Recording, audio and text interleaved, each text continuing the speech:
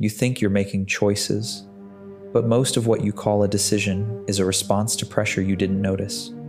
A tone in someone's voice, a pause in a room, a raised eyebrow that makes you explain yourself, a deadline that forces you to rush, a compliment that softens your spine, an insult that hijacks your focus. And before you realize it, you've moved exactly where someone else wanted you to move. That's the first trap. Believing power is loud. Power is quiet. Power is timing. Power is the ability to make other people feel like their reaction was their idea. Machiavelli understood something most people refuse to admit. Society is not organized by morality. It is organized by comprehension, by who can see the mechanism, who can operate it, and who can't even tell it exists. Look around and you'll see a strange pattern. In every office, every relationship, every friend group, every family, every hierarchy, there are only three kinds of players. Here's the part that should make you uncomfortable. You can usually tell which type someone is within 5 minutes, by what they explain, by what they ask, by what they tolerate, by how quickly they move when the room shifts.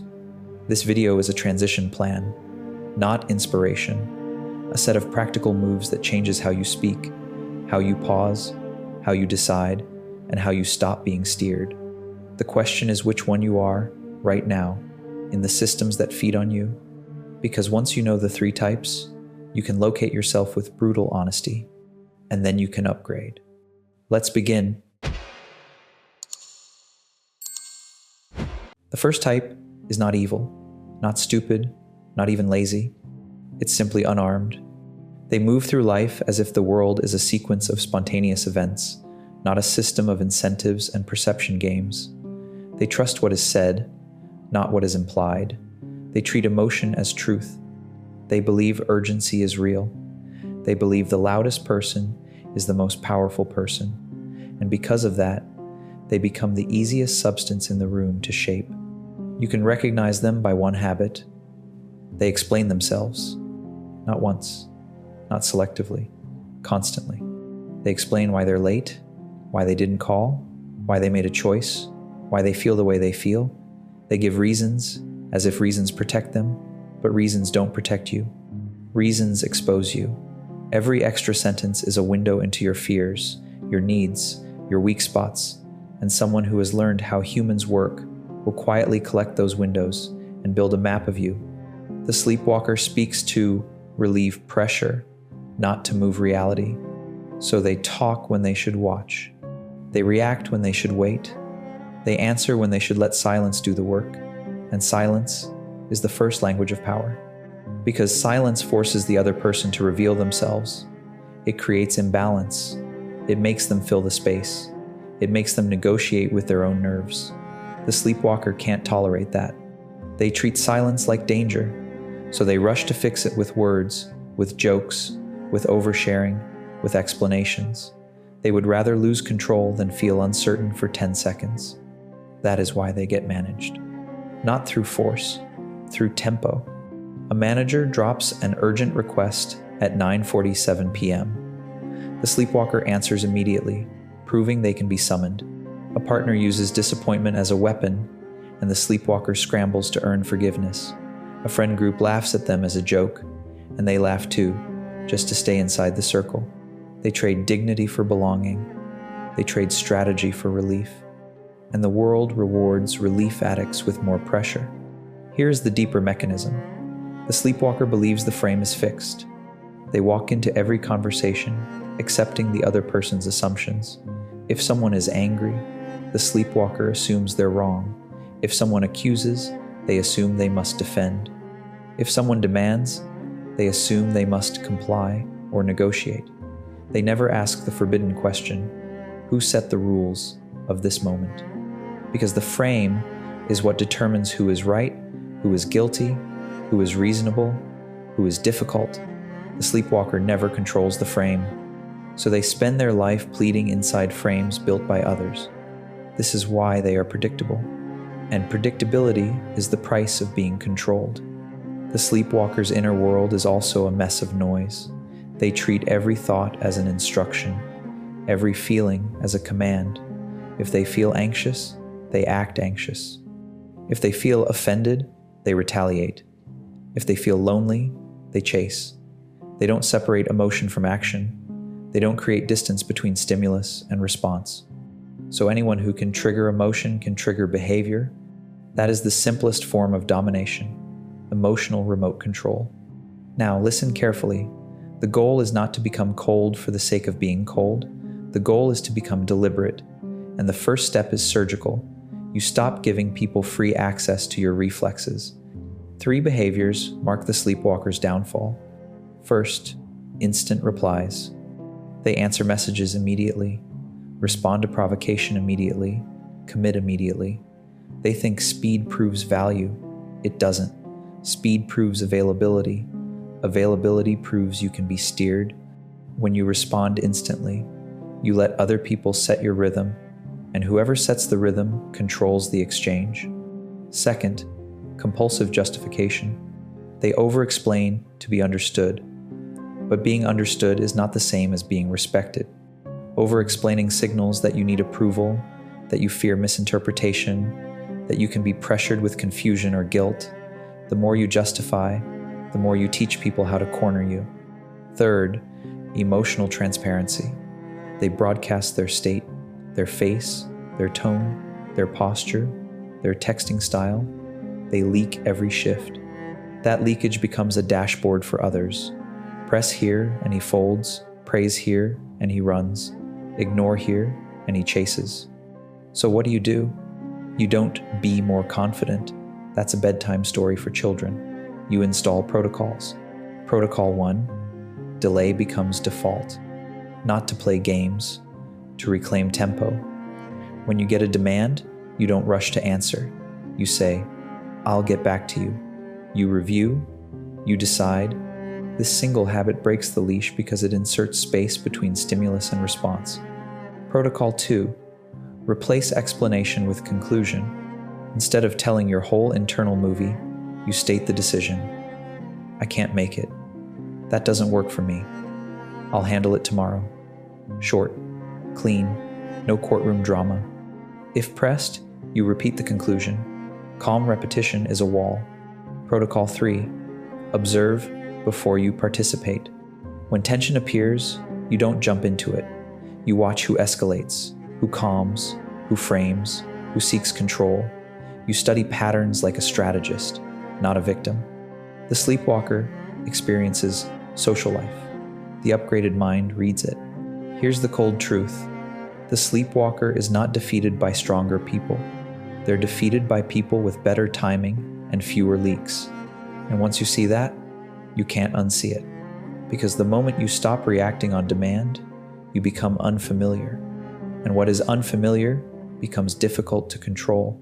The second type is where most ambitious people get stuck. They've escaped pure impulse. They're no longer a walking reflex. They can learn, adapt, and perform. They understand that life has rules. They just don't understand the most important rule of all. The rule maker outranks the rule follower. The interpreter is the person who becomes dangerous once you show them the structure. Give them a clear goal, a clear hierarchy, a clear playbook, and they execute with speed. They're the one who learns the boss's preferences in a week, the one who watches what gets praised and repeats it, the one who can enter a new environment and climb because they understand alignment. And alignment is a real skill. It's also a trap, because the interpreter's power is conditional. It depends on the presence of a system, a mentor, a culture, a clear set of incentives. They thrive when the rules are stable and the feedback is immediate.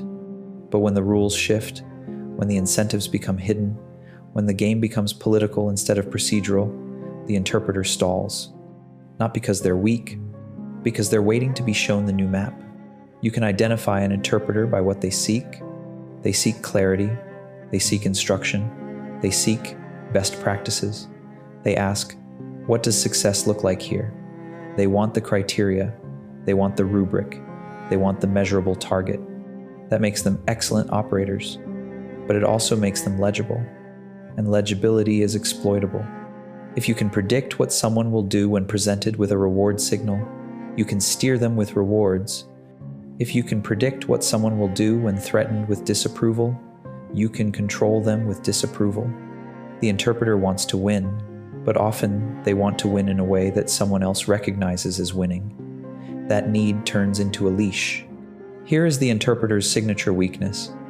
They confuse competence with sovereignty. They become highly competent inside someone else's frame. They can run the machine, they can optimize the process, they can translate vision into execution, but they don't own the vision. They don't own the narrative. They don't own the incentives.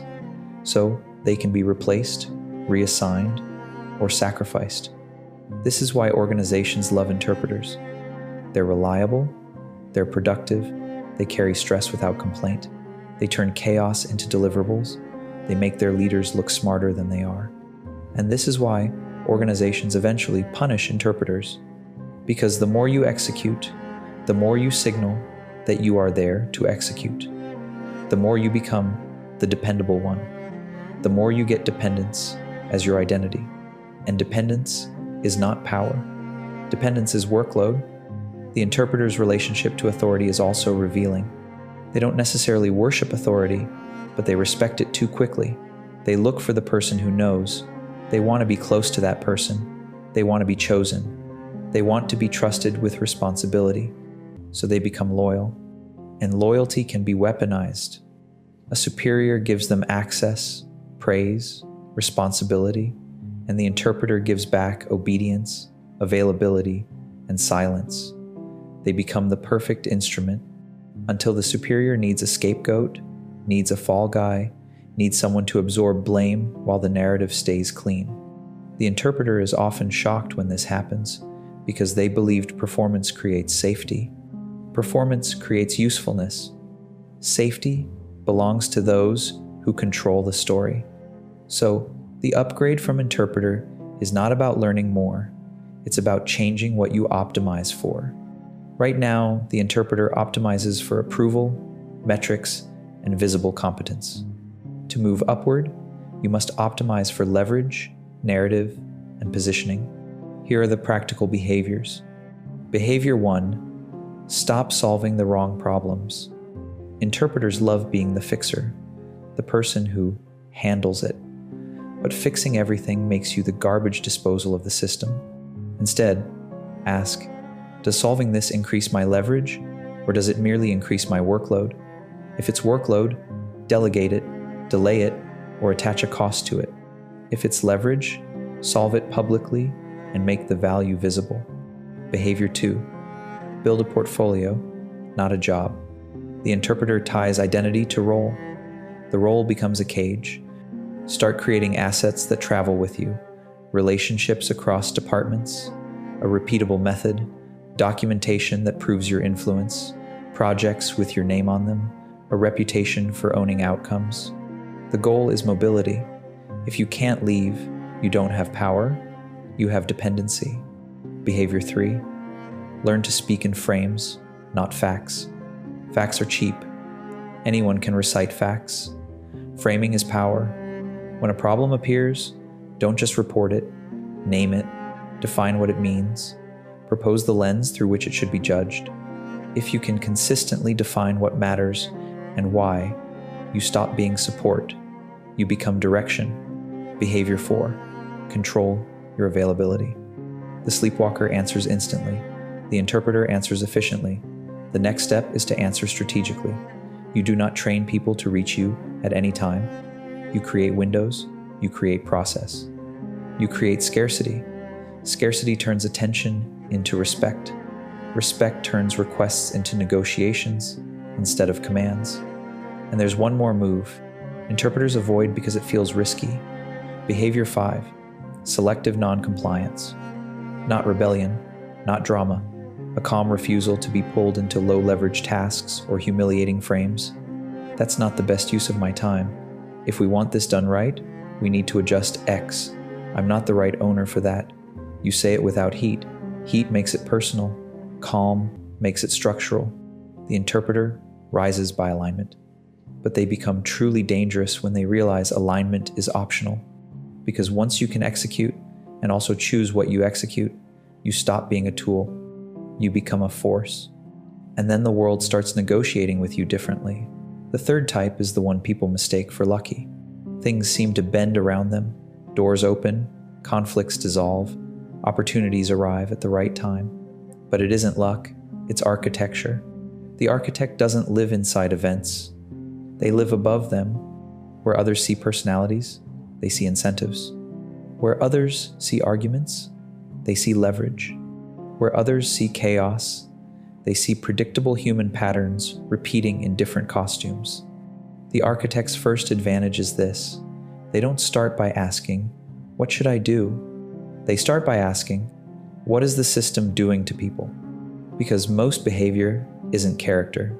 It's economics, it's reward and punishment, it's status, fear, belonging, and access. Change those inputs, and you change the person without ever changing the person. That is why the architect rarely fights. Fighting is what you do when you accept the battlefield. The architect redesigns the battlefield so the fight never happens, or if it does happen, the outcome is already priced in. This is the core mental shift. They stop trying to win moments and start shaping months.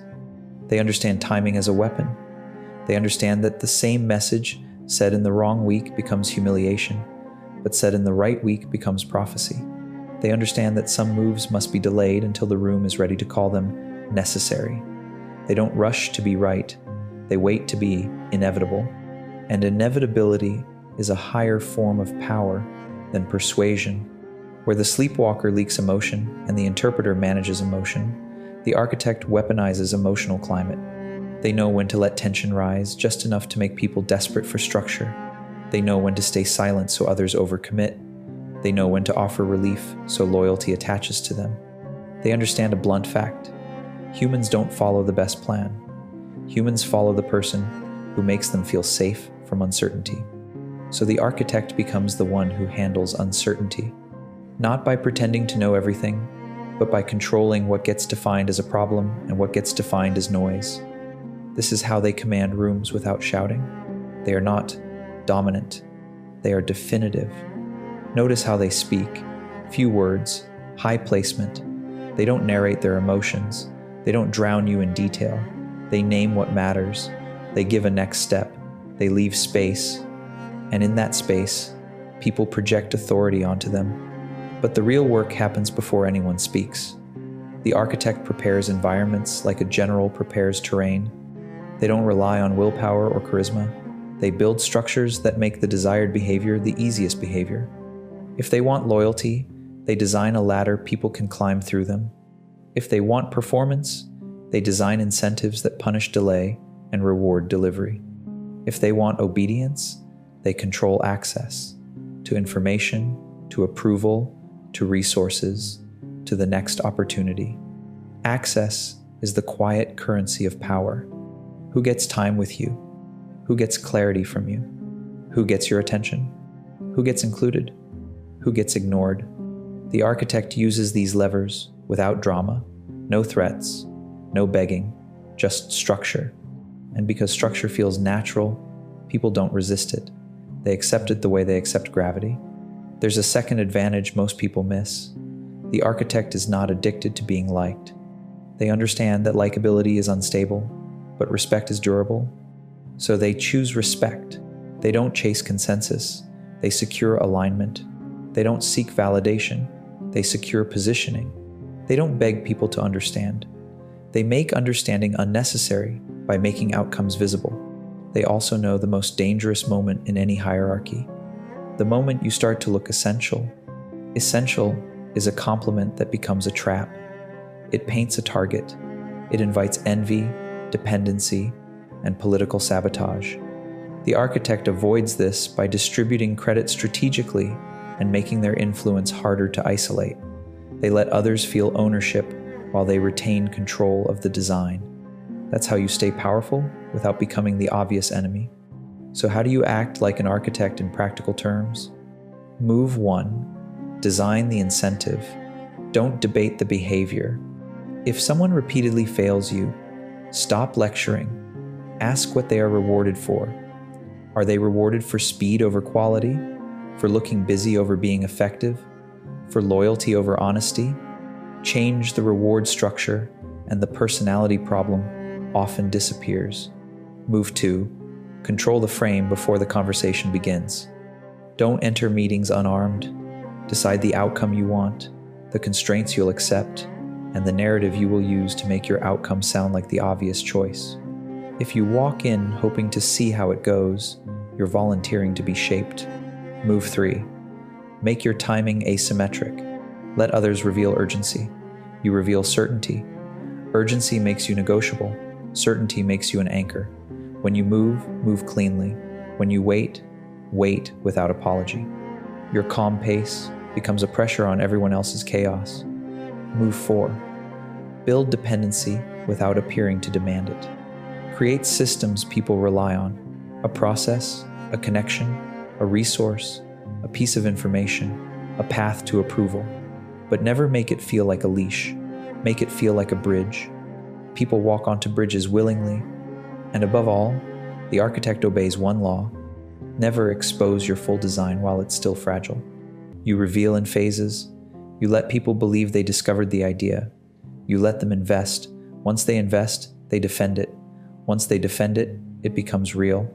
This is the highest mind in human systems.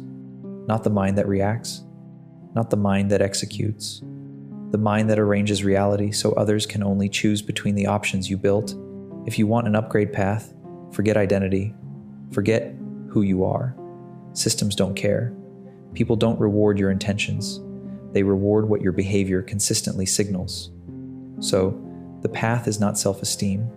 It's installing behaviors that force you to see, then execute, then design. Sleepwalker to interpreter begins with one brutal discipline. You stop letting the world set your tempo. Your first week is not about winning. It's about removing automatic reactions. Rule 1. No instant replies to pressure. Not to friends, not to bosses, not to partners, not to provocations. You introduce a default delay. 2 minutes, 10 minutes, an hour, a day, whatever fits the stakes. The point is not the time. The point is the gap. The gap is where choice is born. Rule 2. No explanations unless asked, and even then minimal. You replace your inner monologue with a conclusion. I can't. I'm not available. That doesn't work. If someone pushes, you don't expand. You repeat the decision with calm. Repetition without heat is what ends interrogations.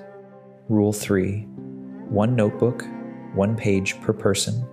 Write what they reward, what they punish, what they fear, what they chase, what makes them generous, what makes them cruel. Do not write what you feel about them. Write the pattern. By the end of 2 weeks, you'll notice you've been dealing with scripts, not mysteries. This is how you become an interpreter. You can read the rules when they're present. Now you build structure. You create a personal playbook with 3 lists. What I do when I'm rushed, what I do when I'm flattered, what I do when I'm challenged. If you can't answer those in 1 sentence each, you are still living by impulse. The playbook turns emotion into procedure. Procedure turns chaos into stability. Next, interpreter to architect requires a different sacrifice. You stop being proud of execution. Execution is necessary. It is not sovereignty. The interpreter climbs by being useful. The architect rises by becoming the person who decides what usefulness is. So you shift your focus from tasks to levers. Lever 1, incentives. Every environment has rewards: titles, praise, status, access, money, belonging, protection. Your job is to identify what makes people move. If someone's behavior confuses you, you're missing the reward. Find the reward and you'll predict them without guessing. Practice. For every repeated problem, write 1 line. What are they rewarded for if they keep doing this? Then change the reward, remove it, redirect it, attach a cost, provide a better reward for the opposite behavior. You'll be shocked how quickly personality turns into performance. Lever 2, access. Architects don't scream. They regulate doors. You decide. Who gets your time? Who gets quick answers? Who gets information early? Who gets introductions? Who gets second chances? The more predictable your access, the less it's respected. So you make access structured, windows, not open doors, process, not availability. People don't value what they can summon. Lever 3, framing. Facts don't move rooms, frames do. Before any meeting, any conflict, any negotiation, write, what do I want them to believe is the real problem? What do I want them to believe is the real risk? What do I want them to believe is the reasonable next step? Then speak to that, not to everything. If you let others define the problem, you will spend your life solving problems that don't profit you. Now, the upgrade path in daily moves looks like this. Daily, one delayed response where you would normally react. One decision stated without explanation. One observation written down about a person's incentives. Weekly, one deliberate no to a low leverage request. One move that increases mobility, a new relationship, a documented win, a transferable asset. One environment tweak, a rule, a process, a boundary that changes what people can demand from you. Monthly, one redesign, a system you build so outcomes happen without you chasing them. A workflow, a schedule, a standard, a scoreboard, a gate. You stop being the engine and become the designer of engines. And here's the cold truth that ties it together. If you keep reacting, you'll be managed. If you only execute, you'll be used. If you design incentives and control access, you'll be treated as a force. So take the upgrade seriously. Subscribe and like, not as a gesture, as a declaration that you are done being shaped by rooms you didn't design. Move quietly, build deliberately, become unavoidable.